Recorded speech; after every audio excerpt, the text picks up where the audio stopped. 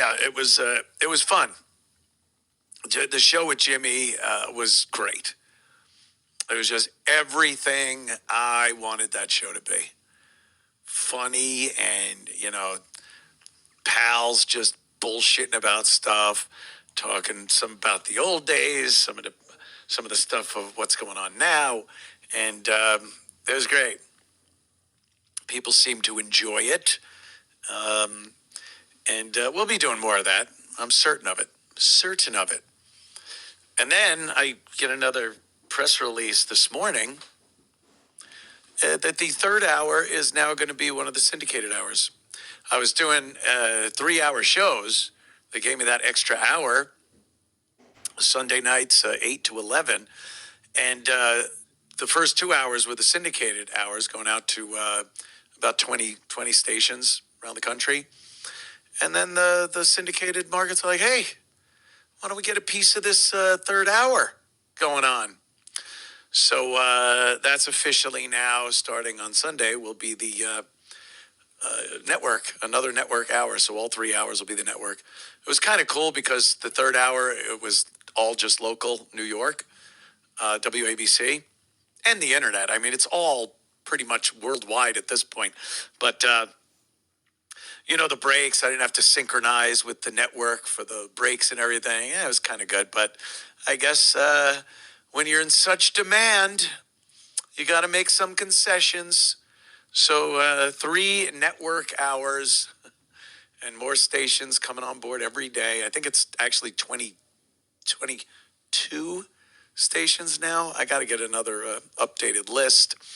But it was great. It was, hearing from the fans, it was like everything that the old O&A fans and Jimmy fans and then my fans from Compound, like it was what they wanted, I want a show with just you and Jimmy. Have E-Rock in there. If you could, E-Rock's good to give us a little knowledge on what's going on in the local radio scene, and great fodder for for any weight jokes that we might have wanted to make in between the pedo jokes and the tranny fucker jokes that were being made. So it was just really fun. Everyone over there at ABC, just a good bunch of people. They loved it. And I'm looking forward to doing that again. I pop up there every month. Every month I will be going to New York and doing a show live from the studio. So it makes it easier with guests and everything. But I'm thinking, Jimmy was so good, and people like seeing me and Jimmy do radio, that even if I have another guest coming in the studio, we could have me and Jimmy and another guest, if Jimmy's available, to do something like that. I think people would like that. But it was really cool. We got right back into the swing of things, shitting on each other and everyone else around us. So it was just so much fun. I couldn't be happier. I want to obviously thank Jimmy and E-Rock for popping in and staying for the 3 hours. What's other news? Newsday. I do an interview tomorrow with kind of cool, because it's always, they used to do interviews and stories on the Opie and Anthony show, because both myself and Opie being Long Island natives, and that's a Long Island paper. So got a call. They want to do a little interview tomorrow. So I'll be doing that tomorrow. Not sure when it's going to come out. But, hey, believe me, I've been in this before. I know how a lot of these things go. The guy seems to be an entertainment writer, though. And he recently did a story on over at WBAB.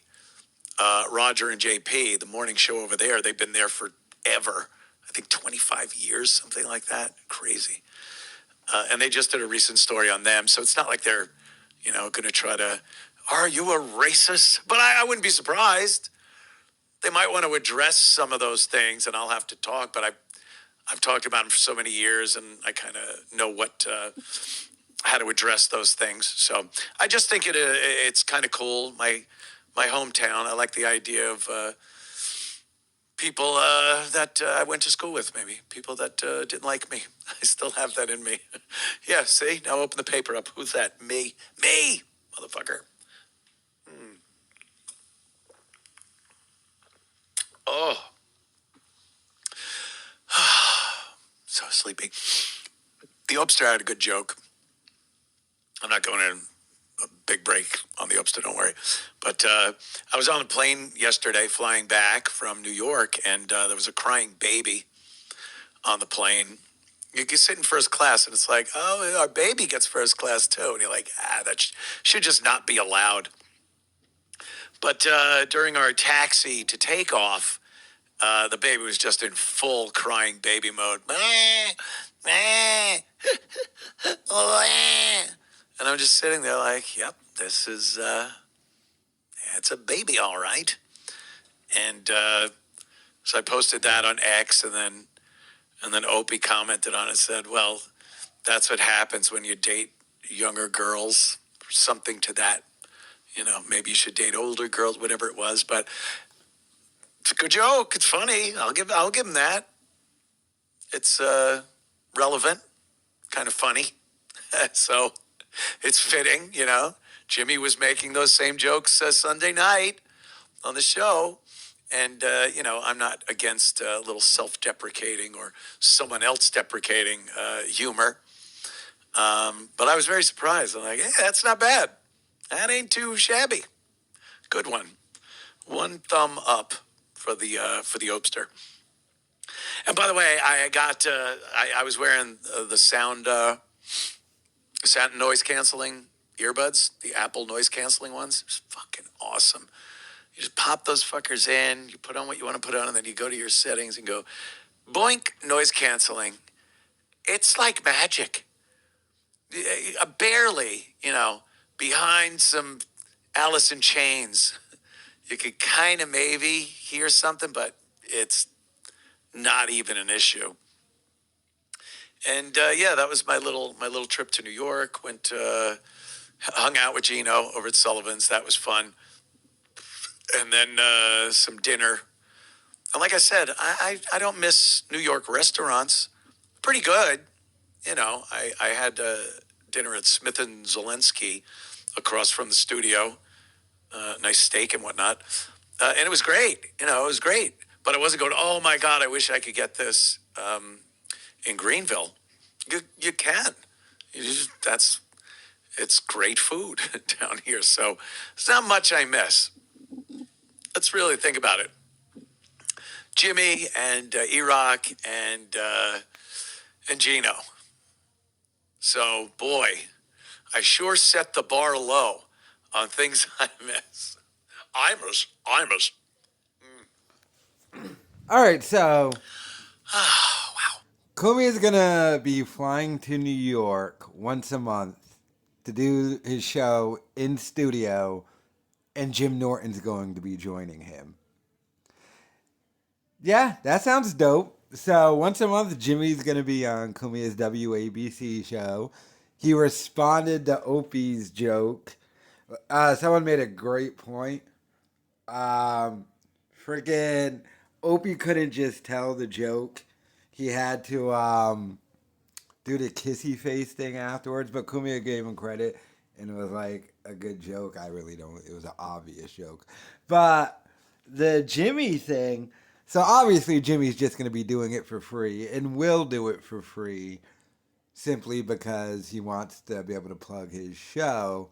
But I wonder if going forward, if it turns out, the Jimmy episodes always get the most views and anything, if WABC would consider hiring Jimmy.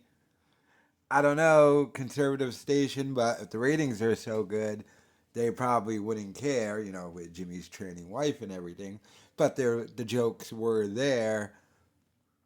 If Anthony and Jimmy end up, Opie's already wanting to jump out the window.